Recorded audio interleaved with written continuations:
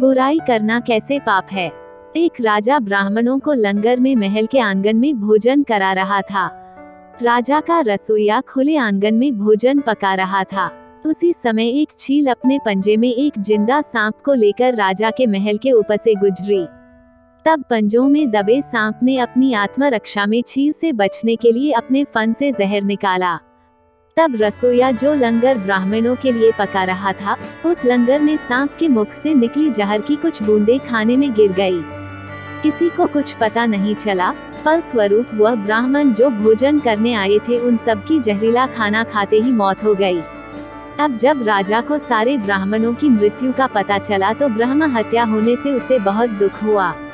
ऐसे में अब ऊपर बैठे यमराज के लिए भी यह फैसला लेना मुश्किल हो गया कि इस पाप कर्म का फल किसके खाते में जाएगा। एक राजा जिसको पता ही नहीं था कि खाना जहरीला हो गया है, या दो रसोइया जिसको पता ही नहीं था कि खाना बनाते समय वह जहरीला हो गया है, या तीन वह चील जो जहरीला सांप लिए राजा के ऊपर से गुजरी, या चार वह सांप जिसने अपनी आत्मरक्षा में जहर निकाला। बहुत दिनों तक यह मामला यमराज की फाइल में अटका रहा।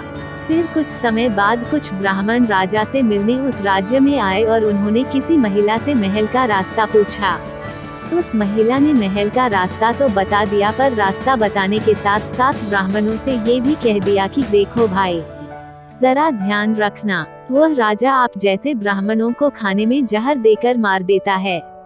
बस जैसे ही उस महिला ने ये शब्द कहे, उसी समय यमराज ने फैसला ले लिया कि उन मृत ब्राह्मणों की मृत्यु के पाप का फल इस महिला के खाते में जाएगा और इसे उस पाप का फल भुगतना होगा। यमराज के दूतों ने पूछा, प्रभु ऐसा क्यों, जबकि उन मृत ब्राह्मणों की हत्या में उस महिला की कोई भूमिका भी नहीं थी। तब यमराज ने कहा कि भाई देखो, जब कोई व्यक्ति पाप करता है तब उसे बड़ा आनंद मिलता है, पर उन मृत ब्राह्मणों की हत्या से ना तो राजा को आनंद मिला, ना ही उस रसोइया को आनंद मिला, ना ही उस सांप को आनंद मिला, और ना ही उस चील को आनंद मिला, पर उस पाप कर्म की घटना का बुराई करने के भाव से बखान कर उस महिला को जरूर आनंद मिला। इसलिए राजा के उस अनजाने पाप कर्म का फल अब इस महिला के खाते में जाएगा। बस इसी घटना के तहत आज तक जब भी कोई व्यक्ति जब किसी दूसरे के पाप कर्म का बखान बुरे भाव से करता है, तब उस व्यक्ति के पापों का हिस्सा उस बुराई करने वाले के खाते में भी डाल दिया जाता है। अक्सर हम जीवन में सोचते हैं कि हमने जीवन में ऐसा कोई पाप नहीं किया, फिर भी हमारे जीवन में इतना कष्ट क्यों आया। ये कष्ट और कहीं से नहीं, बल्कि लोगों की बुराई करने के कारण उनके पाप कर्मों से आया होता है, जो बुराई करते ही हमारे खाते में ट्रांसफर हो जाता है।